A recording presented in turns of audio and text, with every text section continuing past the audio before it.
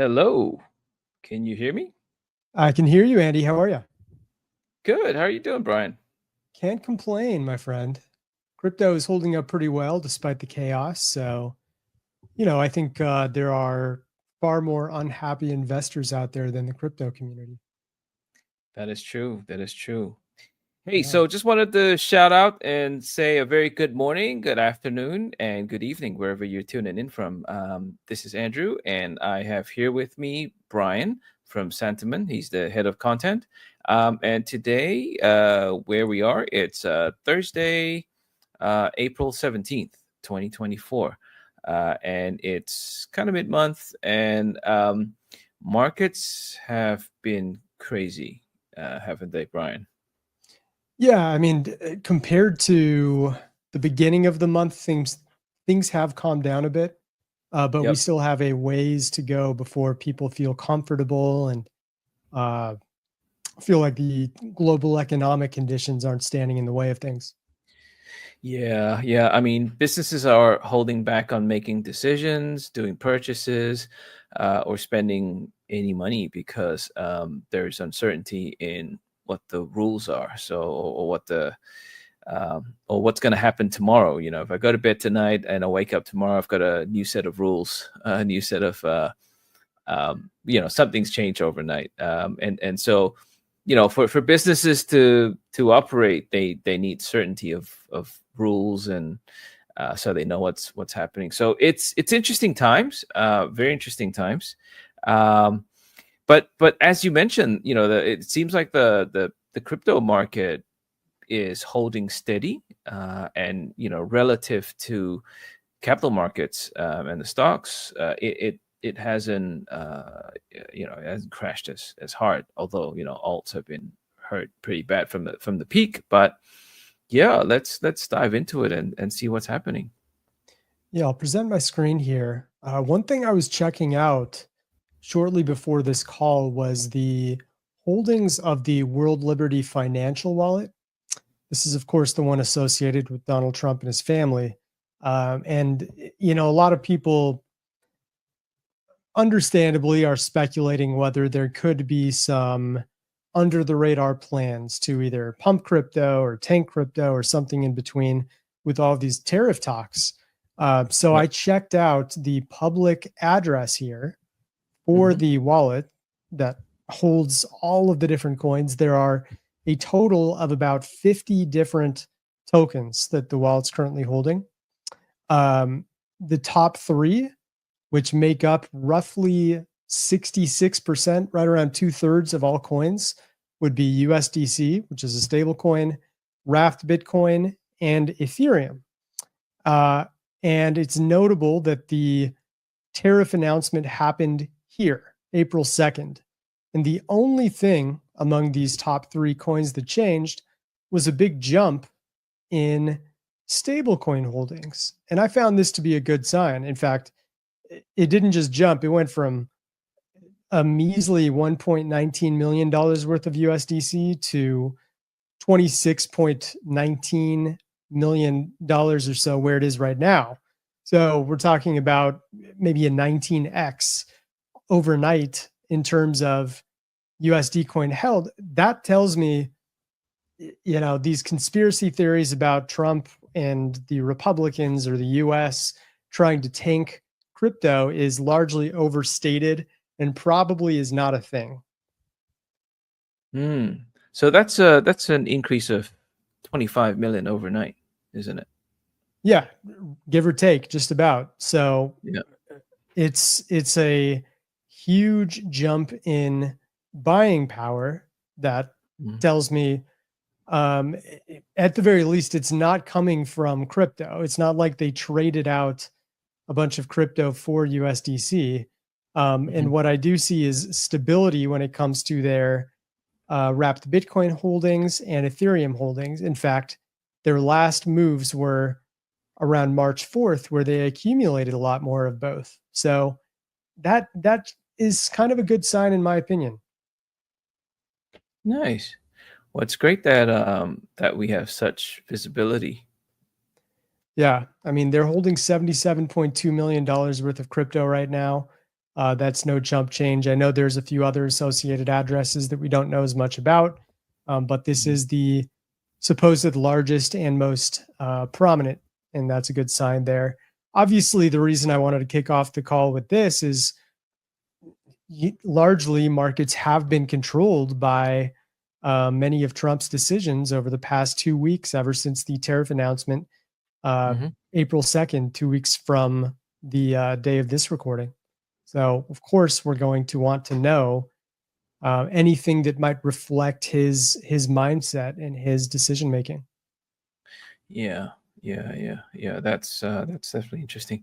That there are also rumors that I've heard, on social media that, obviously, that it's being manipulated to pump their bags, as they say. Yeah, I mean, there's an argument for that. There certainly was a sizable dump after the news broke. We got Bitcoin down to the 74K range before we gradually recovered back to where we are now. Bitcoin sitting at around 85K as I transfer to another slide here. We can see that crypto is looking pretty good. And in fact, the discussions have been rising toward layer ones and layer twos across social media, while meme coins are getting less and less attention. That's generally a pretty good sign and a signal of slight fear and not a lot of greed. Good. That's good. So besides, that, like, what else are we seeing, in the data? Like, what else is it telling us? Yeah, so we can check out some of the on-chain metrics for Bitcoin. It looks pretty stable right now. Transaction volume is hovering right around $20 billion, $22 billion worth of transaction volume per day for crypto's top coin. Active addresses, network growth, and circulation are all showing here in orange, purple, red, respectively. They're all pretty flat. Circulation's a little bit down. That's a little bit concerning. It does look like there's some stagnancy on the network due to people just not quite knowing what to do. There's such a polarized level of opinions right now where bulls and bears are not fully confident in their hypotheses at the moment. And that's causing people to become a little more on the hodler spectrum than they usually are. Well, that's interesting because what you just mentioned kind of reflects what what businesses are also doing. They're taking a similar stance. They don't really know what to do. Should we buy more inventory and stock more inventory? Should we ship it? Should we sell? So effectively, what's concerning, on a macro scale is that the velocity of money is slowing down, and therefore it's not flowing through the economy, and that's never a great sign, because people don't know what to do. They don't know what's going to happen next. Right, and crypto is not intended to be an import or an export. It's not, because it's not a tangible good. It's a digital good that can be transferred at any time. And in fact, many theorize that crypto stands to benefit from tariff uncertainty due to the fact that countries can skirt around fees and taxes because of crypto, right? So we haven't seen those effects yet. There's mostly just been a correlation with the S&P 500. I want to keep this screen for a moment, but I also want to show the correlation really quick. So if I just type in SPX, I'll pull up my template, and gold has been the one that's just really taken off here. While crypto and the S&P, if we highlight since the announcement right around there, pretty tightly correlated. The S&P's obviously been off for the last 4.5 hours, 5.5 hours from the time of this recording, but you can expect that they'll probably open up going the same direction as Bitcoin, because that's been the trend. Yeah, that's interesting. So that's kind of what a lot of people are waiting for. When's the correlation going to break? When is crypto going to not trade like a high leveraged tech stock? Because that's kind of the meme that's been circulating for like 3 years now, ever since the 2022 plunge. You know, crypto kind of goes the same way as the economy, and people are starting to believe that that's just the norm now. I personally don't. I think there's still going to be several instances in the upcoming future where crypto goes its own direction, and it's usually led by Bitcoin. Sometimes for the better, sometimes for the worse, but most, if not all, of Bitcoin's historic bull runs have occurred when there's been zero reliance on the S&P 500 and it goes its own way. So it doesn't go the opposite way. It just goes its own way and doesn't care what the economy is doing. So many are kind of waiting around for that moment to happen. And it could happen, especially under Trump's regime here, where he's quite pro crypto and has been vocal about that. Yep. Yeah. It's yeah. And gold's been on a rip, hasn't it? Yeah, I mean, gold is historically, as you know, just a signal for traders that are afraid of the apocalypse, are afraid of war, have uncertainty about a recession or a depression being around the corner. And obviously, due to the tariffs, you can see pretty precisely, actually, going back to about the 7th, I believe this was when there was clarity with China. This was when like they really started to ramp it up, and the US announced higher tariffs for China, and China announced higher for the US. And we realized there wasn't going to be a quick resolution. So gold started to rise, and it just took off over the next 6 or 7 business days. It's been now jumping a total of about almost 10% now. But to be fair, Bitcoin and the S&P are both up during that time as well,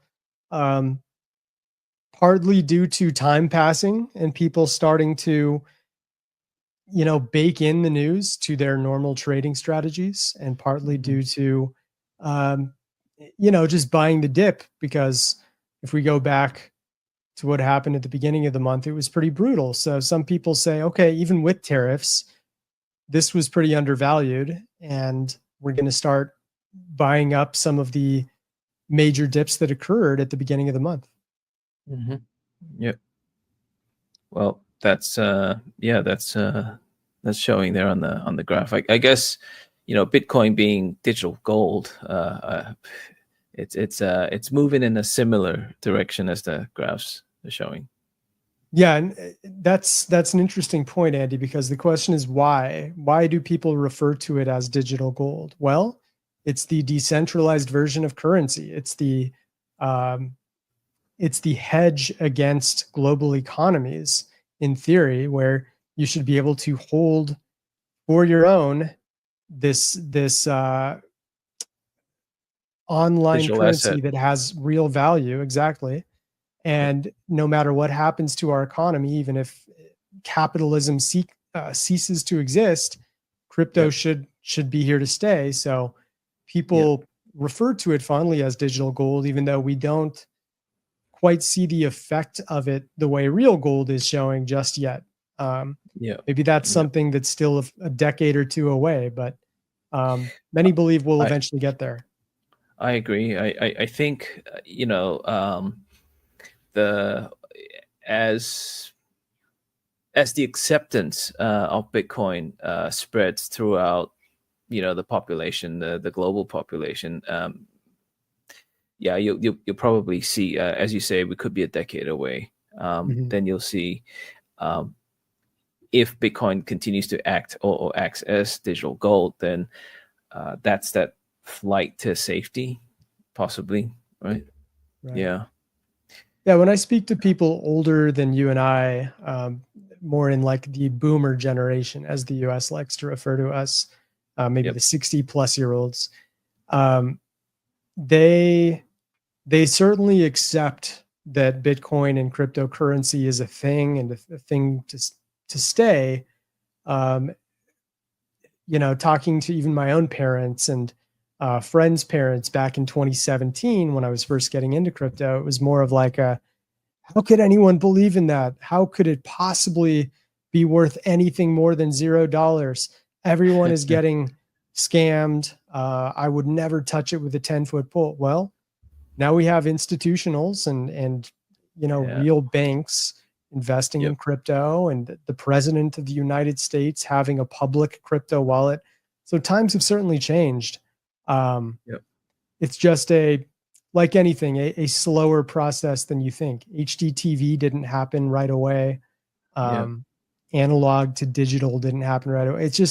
It's the way of the world. We need to take time and understand that the theories that we think crypto will eventually grab a hold of are not going to happen overnight.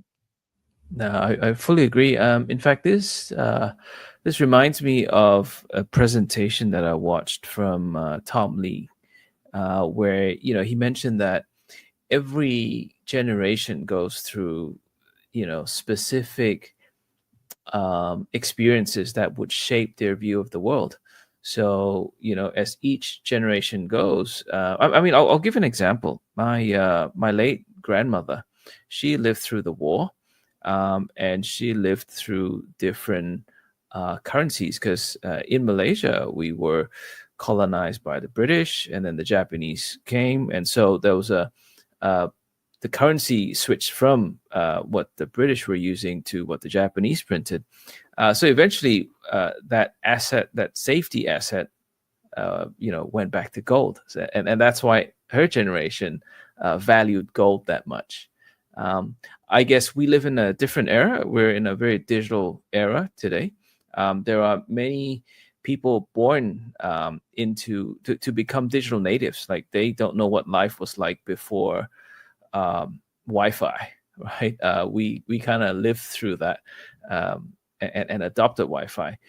So I think as the world becomes more digital, digital natives, it's a natural progression for digital natives to hold on to digital assets. That makes a lot of sense. Yeah. Any countries where there has been a little more strife or distrust in the government, those were the same people who grasped onto gold 50 to 100 years ago and are trying to embrace cryptocurrency at an increased rate. Yeah. That's a great story. Thanks for sharing, Andy. Yeah, no worries. One thing I should also mention is the trading returns. We've talked about MVRV plenty on this show, and as of now, we're seeing neither an overvaluation or undervaluation based on raw trading returns from the crowd right now. It's about as dead even as you can get from both a short-term and long-term basis. So 30-day average returns plus 1% on average for anyone that's been active in the past 30 days. That's their return. For 365-day traders, they're down minus 0.7%, which is pretty much as good as 0% as we're going to get. So you can see compared to where we were in November, we had 45, 48% returns on average, and it finally actually crawled into the negatives in March, and then even more in the negative on that big dip about a week ago. And now we're right back to even based on a quick dip buy and rebound from crypto, which, a lot of people thought was kind of a dead cat bounce, but it's shown some resilience through all the chaos. Yeah, that's interesting. What's Ethereum looking like? Great question. So if we go over to Ethereum, which has notoriously been pretty undervalued, I actually put a post out today. I should show that to kick things off. Yeah. Ethereum's network costs hit a milestone today. Their fees on their network on average are at just 16.8 cents. That's a far cry from being up at over $15. What was it? I think in late 2024, before the time constraints on this graph. It's actually the lowest day today since May 2nd, 2020, excuse me. That's a pretty Wow. big milestone, and it shows just how little demand the network has right now. And the reason this matters is generally when you see fees get this low, like under a quarter per transfer, there's been a bit of a rally because the supply demand of the fees kind of uh, dictates how many users start to flock back to the network. And when it's so cheap and the bidding for low fees is so scarce, people start being attracted to using Ethereum and its network again due to its cheapness and its trustability. Yeah, I mean that's interesting because like I think 2 days ago or a couple of days ago, I did a transfer and I think the estimated cost was something like 4 cents. It Mhm. was it was really low. Yeah. Yeah, and I know there's altcoiners out there that are screaming at their screen saying my altcoin is even cheaper and faster. I believe it. I know there are objectively almost free coins out there that can be transferred. But the key, it isn't my argument to make, but the key and the reason people keep flocking back to Ethereum is it's established, it's trusted, it's the number 2 market cap. Your altcoin is not the number 2 market cap. Maybe it will be someday. But right now, despite nearly 3 years of underperformance, Ethereum Mhm. is still something like 30% ahead of the next largest market cap, which is Tether. And after that is XRP, and after that, Solana.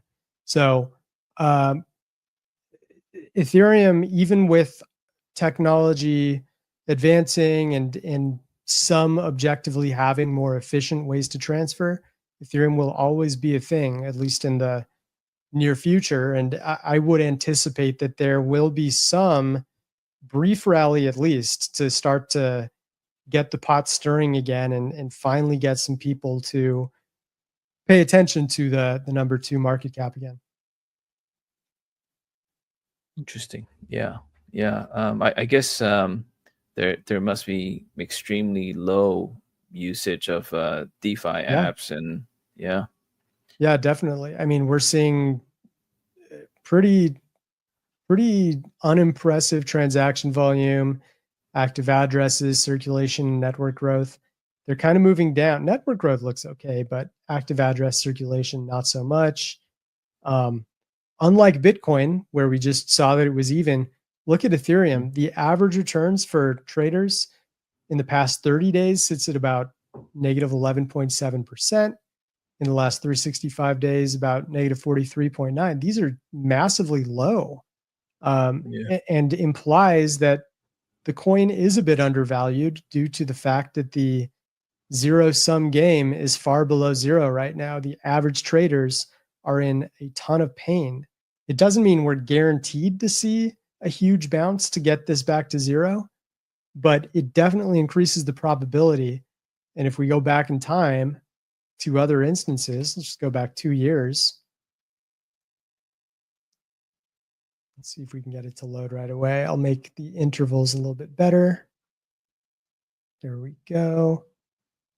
Yeah, so like when we saw the huge dip in early August, for example, this was the Mhm. perfect time to buy when the MVRVs got low. This was also a great time to buy August 2023. Um, Yep. Generally, anytime both the orange and the blue, Yep.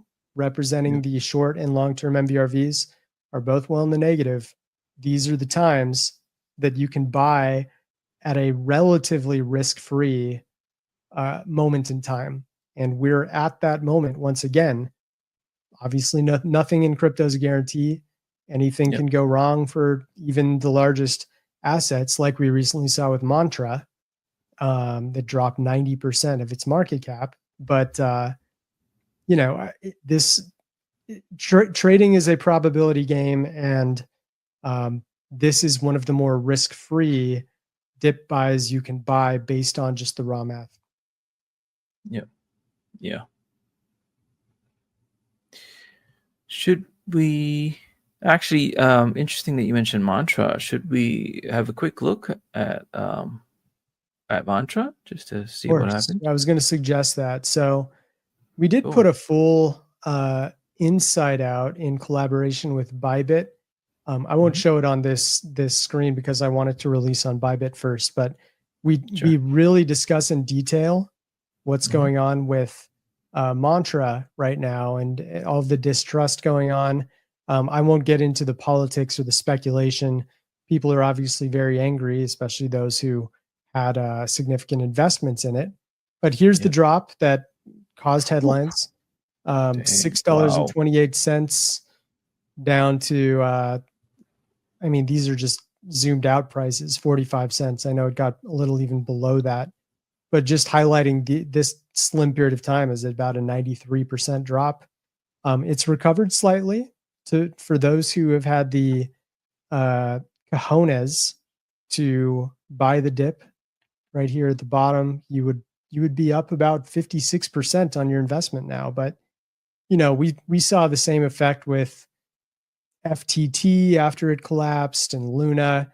There are still people willing to take a chance and try to invest again, but this will be a tough one to recover from. And I wouldn't be surprised if Mantra is just never a top 50 market cap asset again. Wow. That chart looks brutal. Yeah. And there are some fair upsides to this too. Like we have seen supply and exchanges, for example, and whale transact. I mean, that was a really interesting thing when we saw the whale transaction count spike as the price dropped. But Mhm. I also wanted to show supply on exchanges down here, and it's actually been pretty stable. So it wasn't like there was just a huge move of coins to exchanges. There certainly was afterwards, but if I Mm. zoom in a little bit, all of these inflows were just kind of a reaction.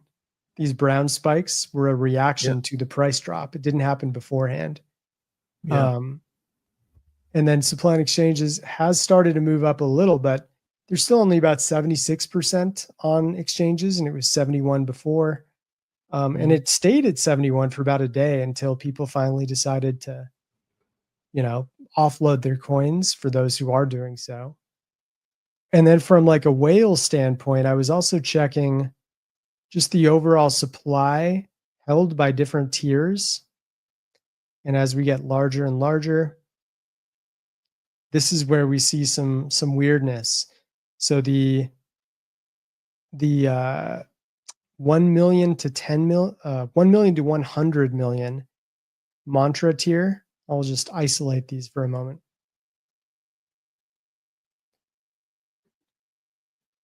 And I'll put the price on.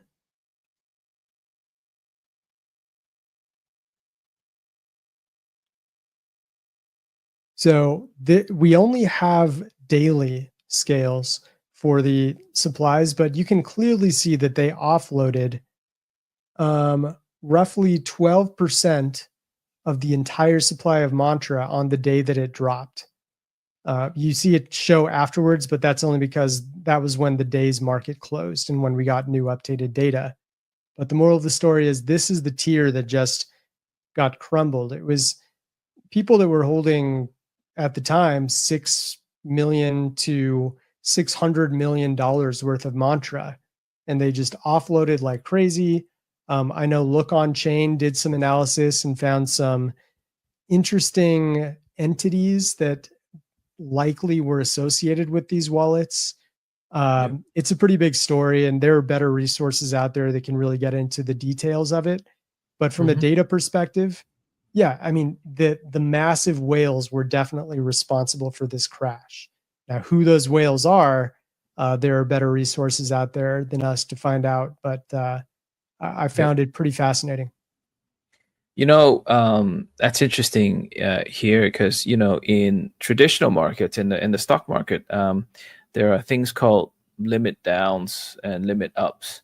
So Mhm. within a trading day, if a stock goes down or up by a certain percentage, then the stock exchange would Freeze. freeze it, and therefore it gets kind of I guess it's a circuit breaker in a sense where there are pros and cons and arguments for both sides, but yeah, it's interesting. Like you in crypto, you see almost a truly free market where there are no no one's gonna step in to stop the damage or stop it from going sky high.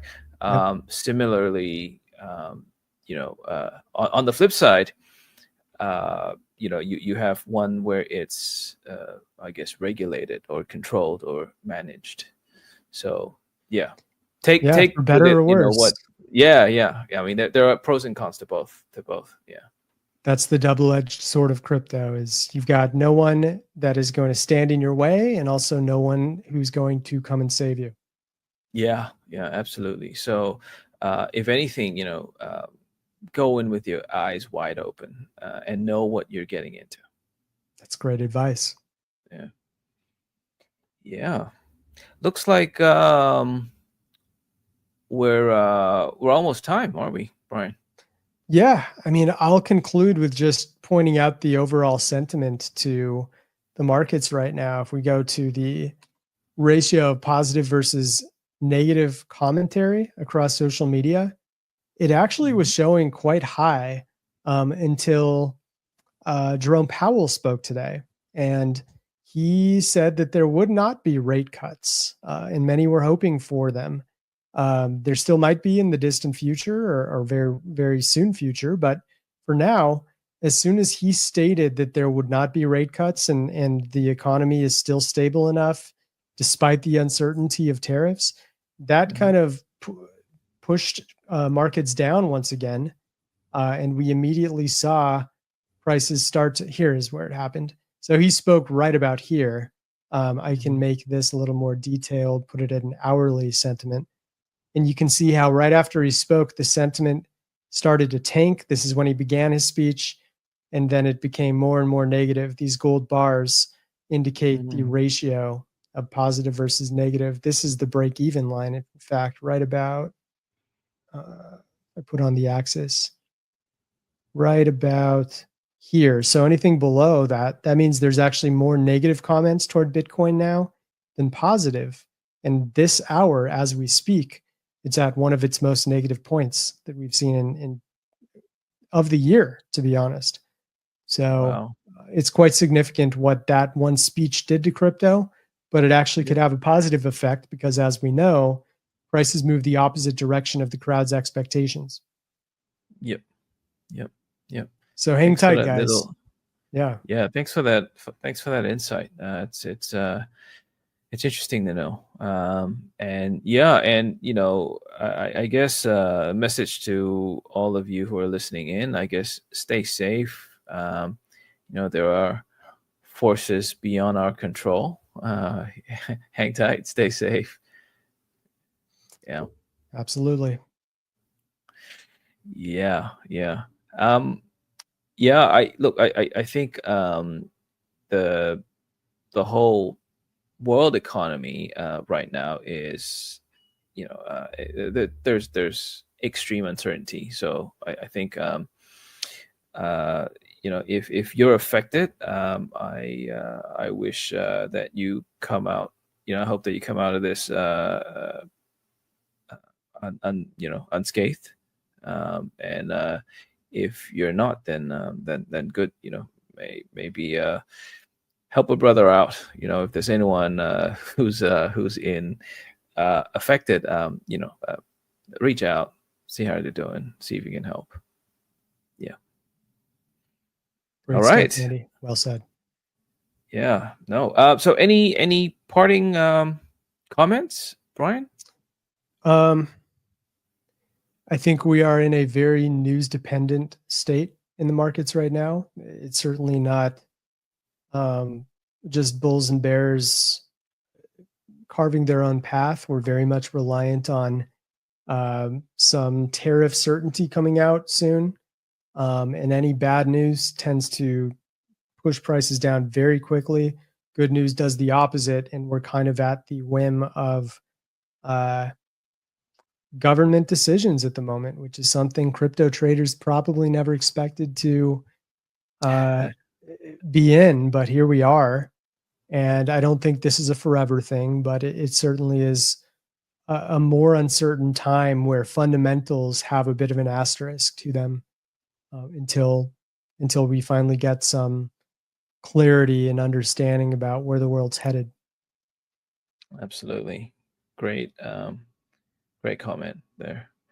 Okay. I think, look, guys, thanks for tuning in. We're looking forward to doing this again next month, and stay safe out there. And Brian, thanks for your time, for sharing.